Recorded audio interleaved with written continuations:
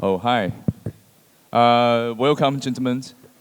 I think it's very excited to be here because I'm co-founder and CTO of Zeus Network, Jim. And before we start anything, I would like to say yesterday we just achieved a very huge milestone for Zeus Network, which is we made the first Bitcoin on Solana. And I think this is pretty much attached to the topic today, like this is a tech stage, right? So I suppose we're going to talk about some technology. So I'm here with a lot of co-founders and leaders here. So I think the whole point is that yesterday we truly proved, maybe we're not first, but first on Solana, because the two co-founders here are leading different projects, but Bitcoin layer twos. But we're the first one to actually bring BTC to another layer one, which is very exciting. So we all came from different angles. So before we start, how about we just both introduce what we're doing and what's the correlation with your project and BTC? Maybe we'll start from Kyle. Yeah, hi everybody. First and foremost, major congratulations and a round of applause for the Zeus and the Apollo team with ZBTC. That's an amazing feat, an amazing launch to see, and a big step forward for the entire industry. So congratulations to you guys as well on that. Little round of applause. There we go. Thank you all. Thank you. Steal the mic for a moment. Otherwise, hi everybody. I'm Kyle. I am the executive director for the Stacks Asia Foundation.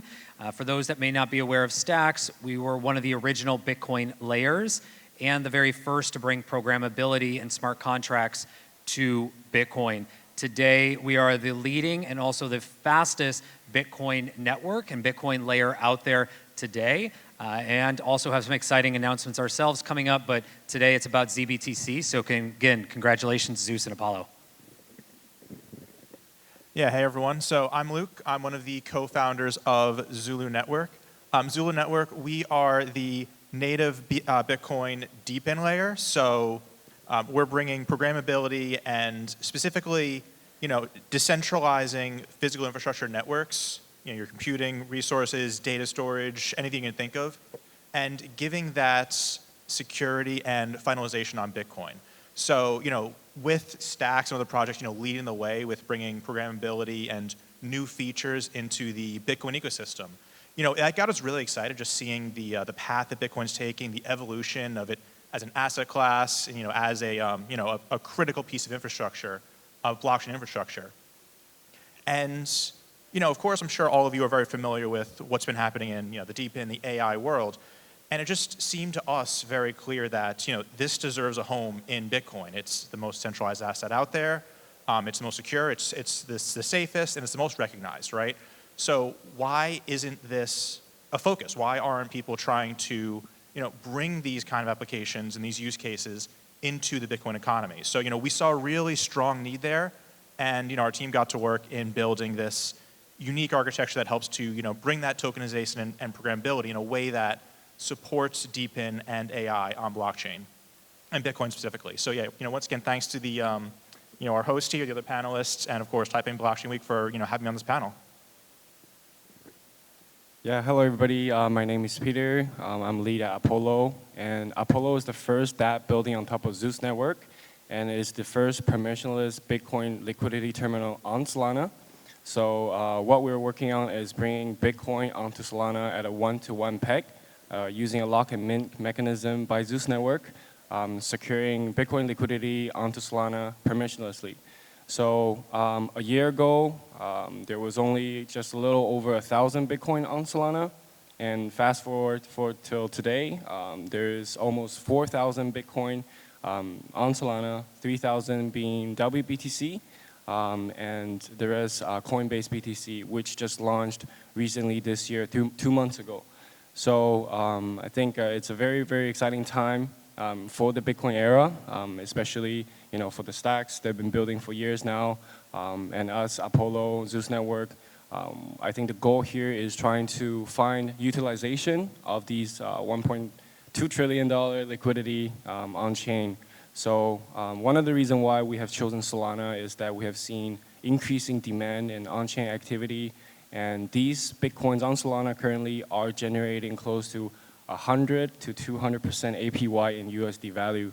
So I think right now, moving forward, this is just the beginning for Bitcoin era on Solana. And we're very, very excited to be sharing more with you today. And welcome to Taiwan. Welcome to Taiwan. I know Kyle's not the first time because I saw him like back a few months ago. So, yeah, welcome again. So I guess we will start from two angles, right? One is from the bottom up, one is top down. So we will touch the infrastructure part and the application part, because I know we all came from different angles. So I just want to, as a co-founders and leaders perspective, why do you think about what's missing, still missing in the Bitcoin infrastructure? When we talk about like bringing, to another layer ones or, build a new layer twos. So yeah, well, so what's your take? Maybe we start from Kyle. Yeah, so happy to comment. Prior to Stacks Asia Foundation, I was also a managing partner and director at Bitcoin Frontier Fund. So investing in infrastructure and projects across this entire industry dating back to 2021. So I've been able to see a lot of these use cases and a lot of this technical stack kind of start to shape out pre-2021 and post-2021. Today, with each of our projects individually, we've provided a lot of core infrastructure. What we're now missing is kind of two big major pieces, from my opinion. One is the on-off ramps to allow the stables to come into the environment, whether that's USDC, USDT, or otherwise, allow for those stable coins to enter the ecosystem, but then also allow for the exit ramp of other assets into stables and into maybe potentially fiat in some cases. The second that I'm most excited about, and I see a lot of great potential, is the middleware layer. That layer we had in industries previous, that was the API layer, that really connected, or the glue that connected our infrastructure to our applications, and allowed a lot of those from worlds past. In our case, we talk a lot about it as Web 2, or digital, or mobile. A lot of those companies to enter seamlessly into our industry of Web 3 today. And so I'm starting to see more and more activity around that middleware layer, which also currently still includes bridges, it includes data and analytics, it looks at security, it looks at that connection piece to really make the application layer thrive. One of the things that we look at when it comes to user adoption is how do we make this easier for users to come into? And not just the sense of how they may purchase an asset or how they may use that asset, but how are they provided the entire experience end to end? How do they take fiat, convert it into an asset? How do they take that asset, convert it into something else like Bitcoin or ZBTC or SBTC or others that they can then have utility on top of that and engage in these applications? And not just from DeFi, but also real world use cases. And I think we're starting to see that come to life with e-commerce. We're starting to see that come to life more on the hardware and deep end side as well. AI is starting to bring early use cases. So that middleware layer and then those on-off ramps allowing for the ease of end-to-end experiences for users. Yeah, I mean, I think that's a pretty strong answer right there. It's, to go a little bit more broad maybe than what Kyle was saying, it really is the full suite of applications. We're still very, very early in the terms of Bitcoin programmability, right? Stacks, of course, pioneering there, and then, of course, we had, with like Ordinal's protocol, Runes, and then BitVM. And we're still very much figuring out what that's going to look like and what we can do with it. And in order to have, the vibrant, very innovative, the place that you think about where, Sui, Ethereum, Solana, all of these are at, you don't just need, the foundational programmable layers, right? Like we're already kind of working on that. But you also need then that first layer, I guess it kind of goes to the middleware he's talking about, right? Those applications that you can then build more on top of that enable even more and more new things to be done that, when you're building these first, the first layer, the second layer, you're not thinking about yet because you're addressing a much more present need. And once you get that, once you get a little bit more of the foundation built out, then you start doing even more interesting, more innovative, and more unique things. And I think we're getting to the stage where people are starting to try to think about that and figure that piece out so that we can get to the point where, Bitcoin is no longer the store of value, the store of value old school blockchain. It is still the forefront of innovation and new things happening in the blockchain world. Yeah, 100%. I think to echo a little bit about what you mentioned, Bitcoin is no longer just a store of value. I think across different ecosystems, especially we've been paying attention on Solana, is that the Bitcoin has utilization rate, and in fact, it's actually quite high. And for example, the liquidity pools on Solana right now for the Bitcoin, WBTC and Coinbase BTC are seeing significant profit revenues from providing liquidity. And for Apollo and Zeus Network, we've been chatting with liquidity partners and institutional players. They see these on-chain fees being generated, and this is something that they are very, very interested in. So Bitcoin is no longer just an idle asset sitting there and doing nothing. I think in this era moving forward, we're going to see more utilization, and especially for Solana, this year it has acquired a lot of new users. Back in the day in 2021, I think we caught a lot of attention for NFT, and that was a huge hype onboarding, the normies or the people who were not crypto native coming into the space.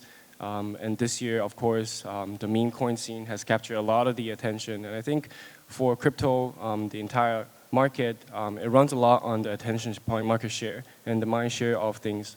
And for the meme coins, a lot of trading volumes are on chain and being utilized also using the BTC liquidity as well. So from where we are at the cycle, we think that Bitcoin liquidity, of course, is a very, very infant and a very early stage on Solana.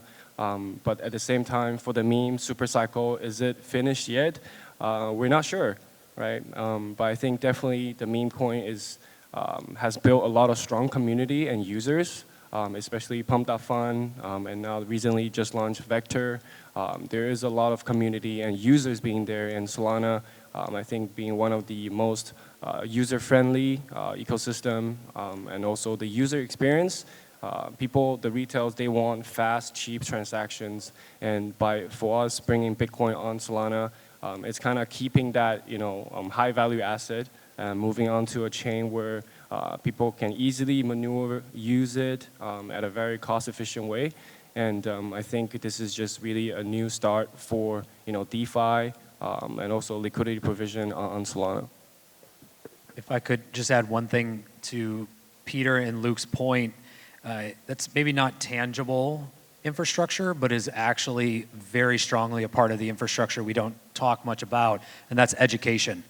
The note that Peter made is that Bitcoin is no longer a store of value, that it does have utility. It can have more utility as we're starting to see capable. The education, that mindset shift of Bitcoin is not a store of value. It is not digital gold. It is not just a digital rock. It is something much more, and it can be. And helping those that are first entering or have been here for 15 years understand what that potential is and allow them to make those decisions if they want to begin to enter that side of the industry as well. So that non-tangible piece of infrastructure is education. Yeah, I cannot agree more, because trust me if I say education is important, because I spend a lot of time to educate internally to my team members as well. Like, it is extremely hard to implement something like Zeus Network was doing, like infrastructure to bring Bitcoin permissionlessly onto another layer one. So obviously, each leader here are referring about some missing part of the infrastructure, either education or on-ramp, off-ramp, those little tiny things. In order to make more builder to come build on top of Bitcoin, you need APIs, not just the smart contract and programmabilities. And from Luke's point of view, maybe we want to enhance more about the programmability part. So I actually wonder what's a Zulu's approach to attack this problem. Like, how would you describe your solution to to actually make Bitcoin more programmable? Yeah, happy to. So the main thing for us, and this is kind of going back to the history of myself, the co-founders, and Zulu Network as a whole. If you've been in the Bitcoin space, of course you know about how it's been evolving, how it's been growing and changing. And I'll kind of go back to first SegWit, Taproot, Stacks, of course, and then BitVM. And for us, BitVM was the moment when we realized that this was the project we need to work on. This was the time for our idea of what Bitcoin's going to become, like when we should start building this. Because this is the first time, at least that we saw, that you could do proper proofs validated using Bitcoin's existing structure. And that was a really, really big advancement for us. So we also didn't want to neglect a lot of the very interesting things happening with Bitcoin's mainnets that was already happening, right? So we saw Casey Rodomore with ordinals and Docomo with ordinals and Casey Rodomore with runes, right? Using the new inscription features that Taproot enabled to start to do more interesting things in Bitcoin. I mean, they were specifically dealing with tokenization, and you could even argue a little bit of like data storage. And we saw that there was interest there. We saw that there was something, there was a story there that wasn't yet unleashed. And Bitcoin, with all of its amazing features and all the great things about it, one thing that is consistently complained about that I have to agree with is your block size is small and your block times are long, right? It's about 10 minutes per block, and you have about 4 megabytes to play with. So, with these new formats on Bitcoin, maybe there's things that people are trying to do that just, it's difficult to experiment or, costly to experiment with in this format on the Bitcoin mainnet itself. So our thought about, coming back to programmability was to first leverage BitVM. That gives us the actual trust minimized connection and actual ability to validate zero knowledge proofs and have a proper roll-up solution that finalizes on Bitcoin. And with that, you can have an EVM layer, Ethereum virtual machine. So all those projects that are compatible or possible to build on Ethereum, you can now deploy them on a Bitcoin layer 2 in the same format, same functionality, but with larger blocks, faster block times, lower gas fees ideally. And then again, to not forget about where Bitcoin's already going, adding a third layer that's a UTXO layer, the unspent transaction output, and set this up in a way where you can still tokenize in the Bitcoin native way, these inscriptions I was speaking about, and with larger blocks, faster block times, and this trust minimized connection again, plus the having a seamless ecosystem with our EVM layer, you now have a lot more options, a lot more flexibility in terms of what you use this for, how you create decentralized applications that can either use either or of these layers or both in together. So, we don't try to claim that we know exactly what it's going to be used for, but we recognize that people are trying. There is interest, and if we give you the foundation with these new tools, the best tools out there, then, people out there in the ecosystem, they've already come up with amazing things, and they're going to keep coming up with amazing things as long as we give them the ability to do so. Wow, that was a great answer. You mentioned a lot of breakthroughs, which happened in the past few years, like including SegWit, Taproot upgrade. In fact, Zeus Network, we're actually using Taproot to do a multiple script span path to allow user, and because we pretty much implement a MPC solution on top of, to sign up Bitcoin transactions. So in that case, we need to have not just one unlocking condition, but multiple different unlocking conditions in order to make this decentralized and permissionless approach more robust and secure. So we actually are using Taproot technology. So I'm so glad we mentioned this, because this is a tech stage, right? We're going to talk about some technology stuff. So basically, there are two major breakthroughs happened in the last, I would say, 7-8 years, which is SegWit and Taproot. So these two technology combined together, this actually unleash our imagination on what Bitcoin can do. Because with SegWit, we can actually have a larger transaction size, because we move all the transaction away from the block, right? So we can actually fit in more transactions for every miner to make more profits. And with Taproot upgrade, we are seeing implications. Well, it's pretty hard last year. Inscriptions, right? We're seeing ordinals. All these innovations were not possible if there's no Taproot technology, which allows you to, write in more text data and stuff. So I'm so happy you mentioned this. Well, so basically I just want the audience, if you don't understand what is SegWit and Taproot, you know, these are the two technologies that actually scales Bitcoin and opens up the open conversation on Bitcoin layer 2 or bring Bitcoin to another layer 1. Now I would like to ask Peter, leader of Apollo. You mentioned about a lot of liquidity landscapes on Solana. I would like to hear more about what do you think ZBTC, what is ZBTC angle to sort of, I want to say compete, I would say how do we coexist, or how do we, to help or bring more liquidity to Solana? What's your point of view?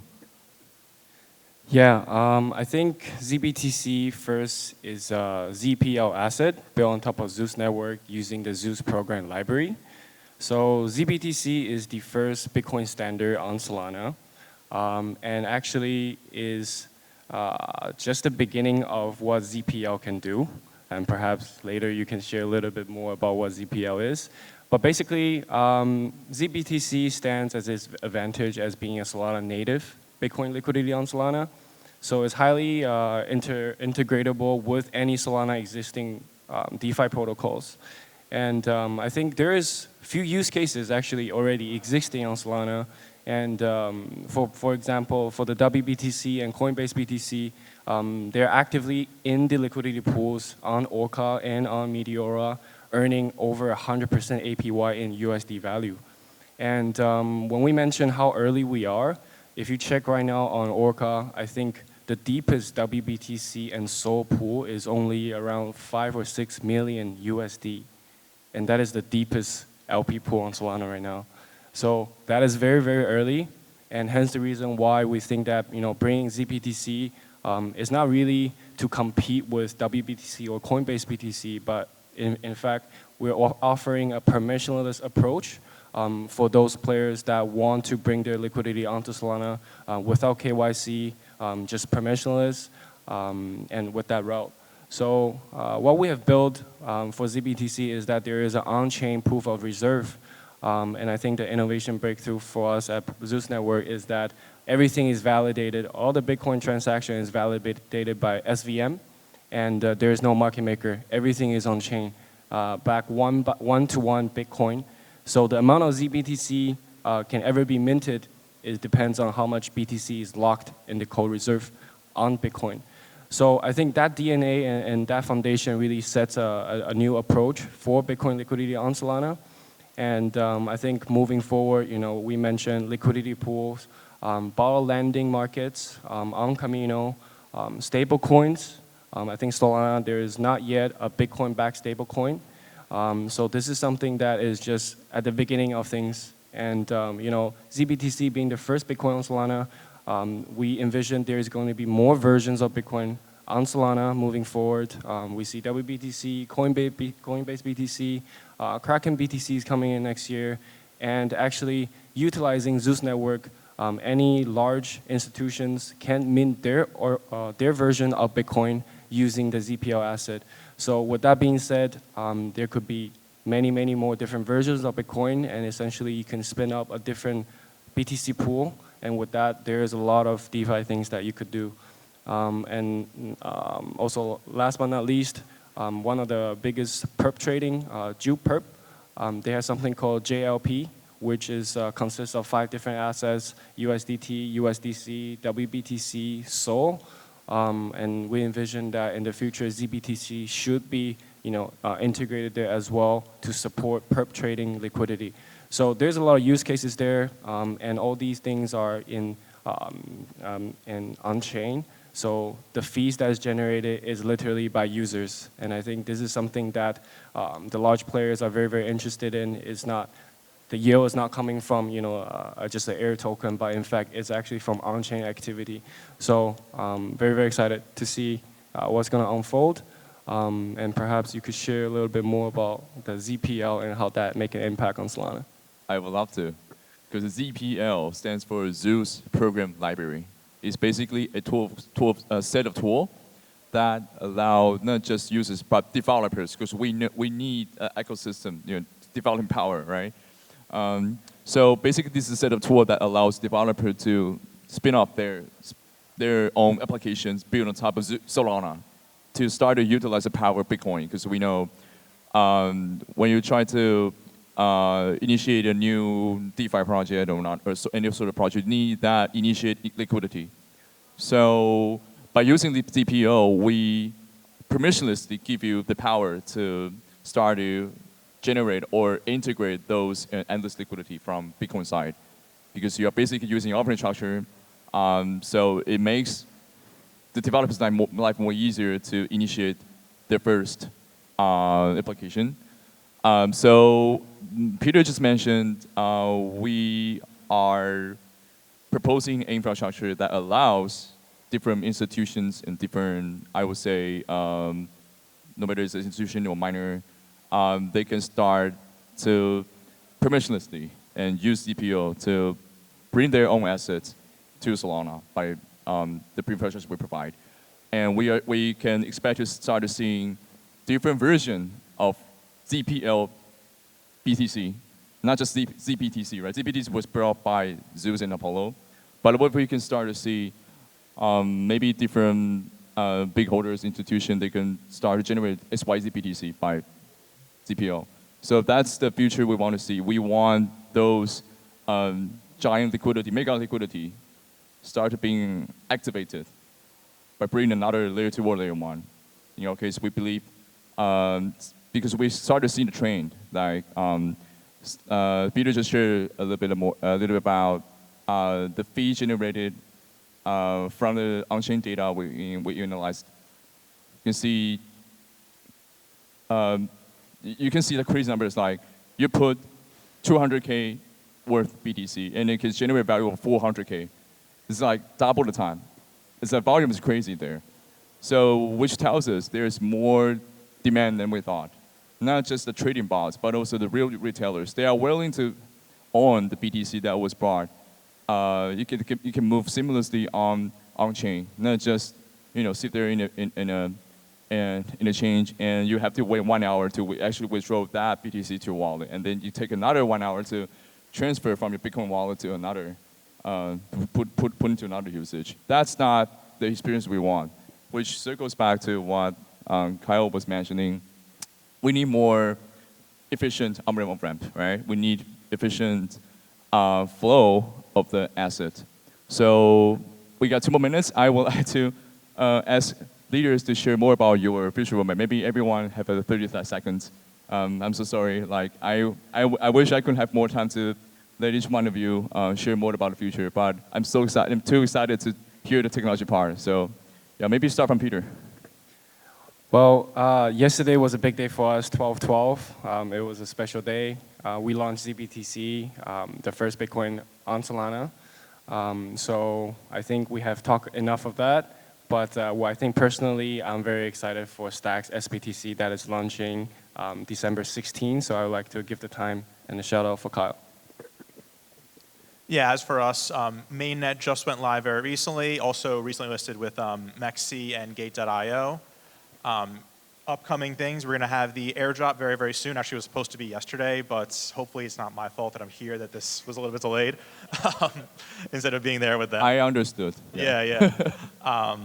Yeah, and then actually also just a couple days ago, we were listed on PancakeSwap. So, some interesting things, and now we're really focused on, that wave of building. So we're already speaking with some top AI and deep-in projects, trying to get them deployed in our first layer here. And then, just see like what we can do to, help push the Bitcoin ecosystem forward. And yeah, just to kind of close this out, a big thank you to Peter as well, to the entire Zeus and Apollo team. And again, congratulations on ZBTC. And we are excited about SBTC being added to this roster of tokenized Bitcoin assets that we're seeing. As we come online with SBTC next week, we're going to see over 20 different assets in this space. And to Peter's point, we're just getting started. Right now, that entire space represents just over 1% of the entire Bitcoin market cap. It's just north of about $12 billion and growing very, very quickly. CBBTC, Coinbase's Bitcoin, grew to over $2 billion in total value in less than 2 months. We've now got ZBTC, soon SBTC, and many more to come online. This is a very exciting future. Stacks, Zeus, Zulu, and all of us here today are very excited to be a part of it, and we're excited to see what comes next and the applications that we get to watch flourish from here. Wow, you are precisely on time. Yeah. So, yeah, thank you, gentlemen. I think this wraps up the panel today, so thank you.